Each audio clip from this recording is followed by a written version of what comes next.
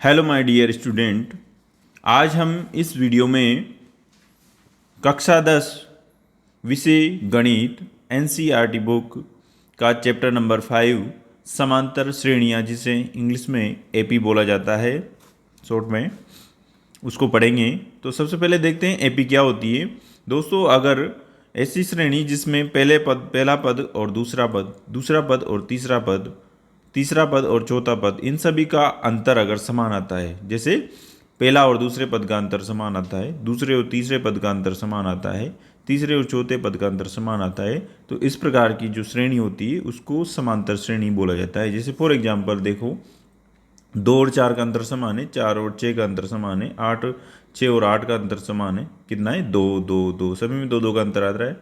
इधर देखो 7 और 5 में अंतर 2 का, 9 और 7 में 2 का, ऐसे 2 2 का अंतर चलता जा रहा है। जैसे यहाँ पे है 45 और 50 में अंतर किसका है 5 का, और यहाँ पे 5 का, यहाँ पे 5 का, तो ये भी किसमें है समांतर श्रेणी में है। ठीक है। अगर आपको इनका अंतर याद करना है, जिसको बोला जाता है सार्व अंतर, क्या बोला जाता है उसको, कॉमन डिफरेंस, मतलब सार्व अंतर बोला जाता है। इसका फॉर्मूला होता है द्वितीय पद माइनस प्रथम पद। दूसरे पद में से आप पहला पद घटाओगे, जैसे 45 में से 50 घटाओगे, 40 में से 45 घटाओगे, 35 में से 40 घटाओगे, इस प्रकार चलता रहेगा। आगे चलते हैं। अगर आप चाहे तो इस समांतर श्रेणी को ऐसे भी लिख सकते हैं, A1 A2 A3, पहला पद, दूसरा पद, तीसरा पद, चौथा पद। ठीक है, ऐसे भी लिख सकते हैं। अगर आपको इन सभी का सार्वंतर निकालना हो, जैसे इन दोनों का सार्वंतर मैंने माना D1, तो D1 कैसे लिख सकते हैं आप, A2 माइनस A1। D2 लिखे तो इन दोनों का सार्वंतर लिख दो, A3 माइनस A2, ऐसे भी लिख सकते हैं। ठीक है, इस प्रकार भी आप इनको लिख सकते हैं। बेसिक नॉलेज ये। यहाँ पर A क्या है, ए को आप जहाँ पर भी आपको ए दिखाई देगा वो होता है प्रथम पद, और डी जहाँ पर भी आपको दिखाई देता है इस प्रश्नावली में वो होता है आपका सार्व अंतर। ठीक है, आगे चलते हैं। अगर आपको अपन बात करें कि एपी में आपको ए और डी का मान दे रखा है, किसका मान दे रखा है, ए और डी का मान दे रखा है, तो अगर आपको श्रेणी ज्ञात करनी हो तो इस फॉर्मूले की सहायता से आप श्रेणी को ज्ञात कर सकते हो। तो सबसे पहला पद अगर लिखना हो तो कैसे लिखोगे आप, ए लिख दोगे, दूसरा पद लिखना हो तो ए में डी जोड़ दोगे, तीसरा पद आपको लिखना हो तो ए प्लस 2d कर दोगे, चौथा पद लिखना हो तो ए प्लस 3d कर दोगे। जो भी पद मैं बोल रहा हूँ उससे एक कम लिखा आएगा यहाँ पे। जैसे पाँचों पद लिखेंगे तो कैसे लिखेंगे, ए प्लस 4d। ठीक है, ऐसे ही इसी प्रकार यहाँ पर एनवा पद लिखना हो तो A plus N minus 1 into D. ठीक है, जैसे आपको 100वां पद लिखना हो तो ए प्लस 99d। ये फॉर्मूला हो जाएगा ए एन बराबर A plus N minus 1 into D. ठीक है, ये तो आपका फॉर्मूला हो किसका, एनवें पद का। अब एनवा पद क्या होता है, अभी मैं आपको यहाँ पर समझाने की कोशिश करता हूँ। ए एनवा पद होता है वापद का मान, ठीक है, और एन होता है यहाँ पे वापद। देखते हैं क्या होता है वापद। जैसे आपको श्रेणी दे रखी है 20 40 60 80 160 तक चलती जा रही है। ठीक है, अब मुझे ये पता नहीं है कि 160 कितने बार चले, आप 20 के बाद 40 आया होगा, 60 80 फिर 100 आया होगा, ऐसे ऐसे चलता जा रहा है। तो कौन से नंबर पे 160 आया पता नहीं है। तो ये चीज़ होती है वापद। क्या होती है, वापद, मतलब ये होता है एन का मान, भाई कौन से नंबर पे 160 आएगा। अब जिस नंबर पे, जैसे मान लो कि ये 12वें नंबर पे 160 आ रहा है, फॉर एग्जाम्पल ये माना कि 12वें नंबर पर 160 आ रहा है, तो ये 160 आ रहा है ना, तो ये किसका मान है, ए एन का मान है। किसका मान है, 160 क्या है यहाँ पे, ए एन का मान है, मतलब वापद है, वापद का मान है। किसका मान है, वो 20वां पद या 12वां पद था, अब उसका मान कितना है, 160 है। अब यहाँ पर देखो, अगर प्रथम पद की बात करें तो 20 है, सार्वंतर निकाले तो 40 माइनस 20 कितना आ जाएगा, दूसरे पद में से पहला पद घटाएंगे तो 20 आ जाएगा। इस प्रकार से आप निकाल सकते हो। तो आपको यहाँ पर एन नहीं दिया हुआ है, देखो एन नहीं है यहाँ पे, तो एन के आपको ज्ञात करना है। एन कैसे याद करोगे, इस फॉर्मूले की सहायता से, A N equals to A plus N minus 1 into D से। ए एन का मान रख दोगे, ए का मान रख दोगे, डी का मान रख दोगे, और इस प्रकार इसको सोल्व कर लोगे। ठीक है, और इनसे हम डिटेल से आगे की प्रश्नावली में देखेंगे। 5.1 5 जो आपका प्रश्नावली एक्सरसाइज 5.1 हम स्टार्ट करेंगे, तो उसमें कुछ स्टेप्स आएगी आपकी, कुछ क्वेश्चन आएगी, उनको हम देखते हैं। बाकी ये जो मैंने समझाया सब आगे आ जाएगा, आपको चिंता ना करें। दोस्तों अभी तक आपने हमारा ये चैनल सब्सक्राइब नहीं किया तो प्लीज़ आप इसको लाइक शेयर और सब्सक्राइब कर लीजिए। और अब शुरू करते हैं 5.1। तो हम अब प्रश्नावली 5.1 देखते हैं। इसका फर्स्ट क्वेश्चन देखते हैं क्या है। तो चलिए शुरू करते हैं। प्रथम प्रश्न है आपका, मोबाइल में इसमें दिखा देता हूँ मैं आपको बुक का। यही है आपके एनसीईआरटी में दिया हुआ है कि निम्नलिखित स्थितियों में से किन स्थितियों में संबद्ध संख्याओं की सूची एपी है और क्यों है। क्वेश्चन नंबर 1 है, आपको ये फाइंड करना है कि ये एपी में है या नहीं है क्वेश्चन। जैसे फर्स्ट क्वेश्चन है आपका पहले का, प्रत्येक किलोमीटर के बाद टैक्सी का किराया जबकि प्रथम किलोमीटर के लिए किराया 15 रुपये हैं और प्रत्येक अतिरिक्त किलोमीटर के लिए किराया 8 रुपये हैं। ठीक है, प्रथम किलोमीटर अगर आप चलोगे तो सबसे पहले कितना लगेगा, 15 रुपये लगेगा, और उसके बाद जितने भी किलोमीटर चलते जाओगे और तो आपको 8 रुपये पर किलोमीटर के हिसाब से आपको रुपये बढ़ते जाएंगे। तो ये सवाल आपका जो है एपी में है या नहीं है, इसको सोल्व करते हैं। तो इसका सॉल्यूशन देखते हैं। जैसे कि यहाँ पर दिया हुआ है प्रथम किलोमीटर का कितना 15 रुपये, बढ़ोतरी कितनी हो रही है पर किलोमीटर 8 रुपये की हो रही है। ठीक है, तो इसको कैसे जमा सकते हैं, प्रथम किलोमीटर के लिए 15 रुपये आ गए, 15 1 किलोमीटर चला, जब 2 किलोमीटर चलेगा जब 15 प्लस 8 रुपये, 15 रुपये तो पहले के हुए और 8 रुपये दूसरे वाले किलोमीटर के, तो टोटल कितने रुपये देने पड़ेंगे उसको, 23 रुपये।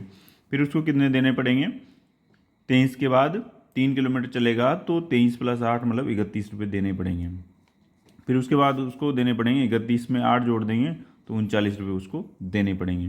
अब इनका डिफरेंस देखो, हर बार डिफरेंस 8 8 आ रहा है क्या, देखो 23 में से 15 घटाएंगे तो 8 आएगा, 31 में से 23 घटाएंगे तो 8 आएगा, 39 में से 31 घटाएंगे तो 8 आएगा।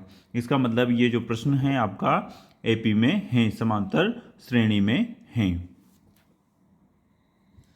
अब सेकंड क्वेश्चन देखते हैं। बोला गया है इसमें, किसी बेलन में उपस्थित हवा की मात्रा जबकि वायु निकालने वाला पंप प्रत्येक बार बेलन की शेष हवा का 1/4 भाग बार निकाल देता है। ठीक है, किसी बेलन में मतलब किसी सिलेंडर में आप हवा भर रहे हैं, ये मान के चलो। अब क्या होता है, जितनी वो हवा भर रहा है उसमें से 1/4 भाग हर बार निकल जाता है। ठीक है, तो ये बताइए कि ये क्वेश्चन एपी में है या नहीं है, समांतर श्रेणी में है या नहीं है, ये आपको बताना है। तो चलिए इसका सॉल्यूशन देखते हैं। अब देखिए इसका हल देखते हैं। माना प्रारंभ में बेलन में हवा का आयतन 1 मीटर क्यूब है, कितना है 1 मीटर क्यूब।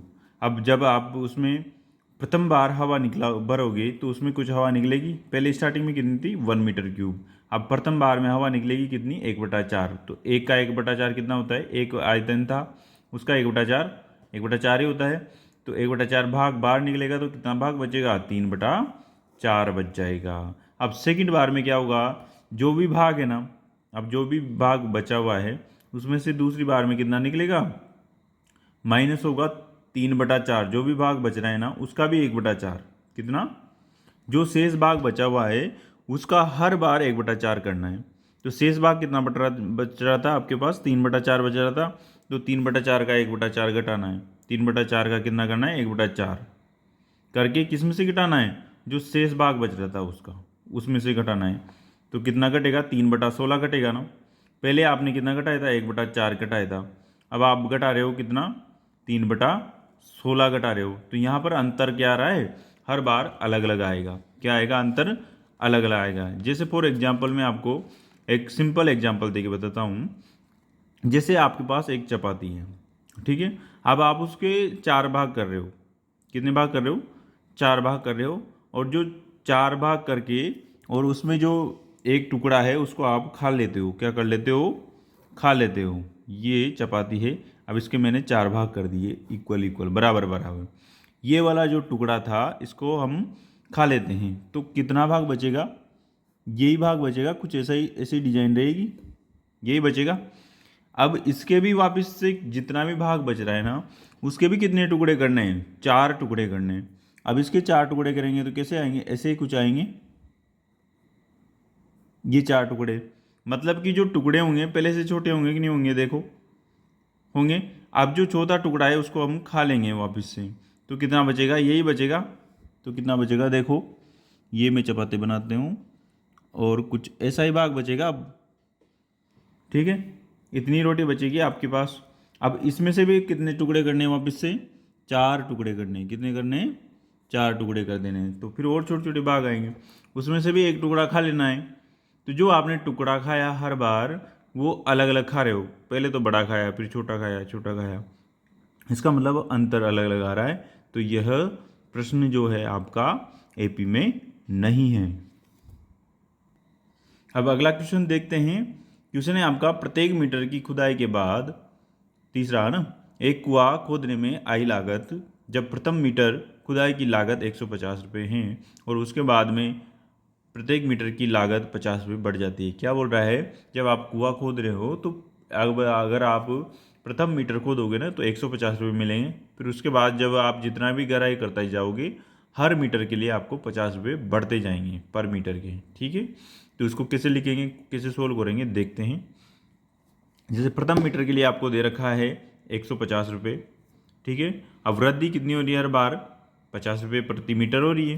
कितनी वृद्धि हो रही है, 50 रुपये प्रति मीटर। तो सबसे पहले तो कितने रुपए आएंगे, 150 रुपये। फिर उसके बाद कितने हो जाएंगे, 150 तो पहले वाले मीटर के, दूसरे वाले मीटर के कितने, 50 रुपये। तो टोटल कितने रुपये लगेंगे, 200।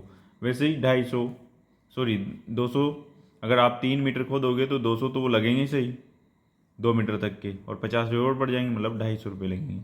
इसका मतलब यह देखो 150 से कितना हो गया, 200, 200 से 250, 250 से 300। हर इसका मतलब क्या है, हर बार आपका 50 रुपये बढ़ता जा रहा है, ठीक है। तो 50 रुपये बढ़ता जा रहा है ना, तो इसका मतलब ये किस में है, एपी में है। अब फोर्थ क्वेश्चन है आपका, प्रत्येक खाते में प्रत्येक वर्ष का मिश्र धन ज्ञात करना है। मतलब कि जबकि 10,000 रुपये की राशि 8% वार्षिक की दर से चक्रवृद्धि ब्याज पर क्या की जाती है, जमा की जाती है।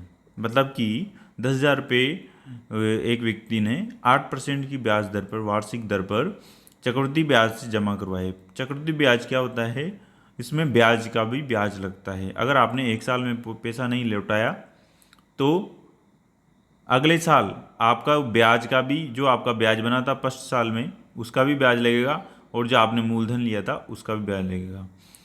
अब उसके भी अगले साल में आपको उसका भी ब्याज लगता जाएगा। कैसे लगता है, मैं सॉल्यूशन करके आपको बता देता हूँ। जैसे कि फॉर एग्जांपल यहाँ पर मैंने सॉल्यूशन दिया है। फर्स्ट में आपने कितने रुपए जमा करवाए थे, 10,000 रुपये जमा करवाए, ठीक है। अब ये 10,000 जमा करवाए तो एक साल होने के बाद आपको ब्याज कितना मिलेगा, 10,000 का 8% मिलेगा। 8% का मतलब होता है 800 रुपये। 10,000 का 8% निकालेंगे तो कितना आता है, 800 रुपये। तो आपको 10,800 रुपये देने होंगे दूसरे साल में।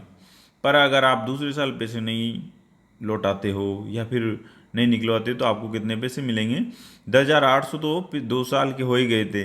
अब 10,000 के एक मिलेंगे, क्या मिलेंगे, 10,000 के एक मिलेंगे और 800 के अलग मिलेंगे। मतलब कि ये हुआ आपको 10,800 तो मिलेंगे ही मिलेंगे, ठीक है। वो तो मूलधन में आपका कन्वर्ट हो चुका है। बाकी आपको 800 रुपये का भी ब्याज मिलेगा।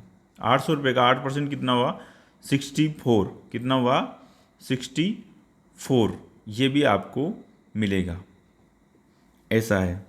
तो इस प्रकार से जो आपका चक्रवृद्धि ब्याज होता है, देखो फर्स्ट में तो आपका ब्याज बना था 800 रुपये फर्स्ट ईयर में, तो एक साल के बाद, तो दूसरे साल के बाद कितना बन रहा है, 800 रुपये तो एक बन गया, 64 रुपये एक बन गया। इसका मतलब यहाँ पर जो ब्याज बनेगा आपका हर बार ज़्यादा से ज़्यादा बनता जाएगा।